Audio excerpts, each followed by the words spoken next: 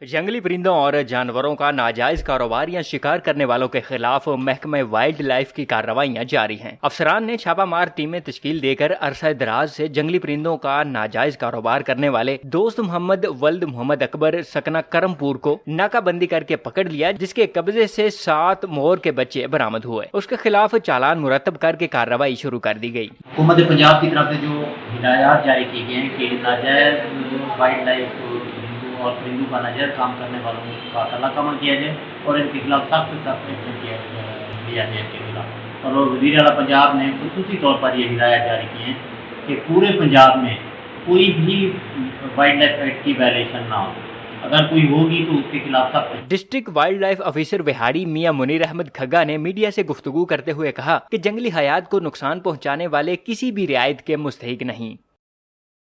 شفقت ماہی، news alert, Vehari.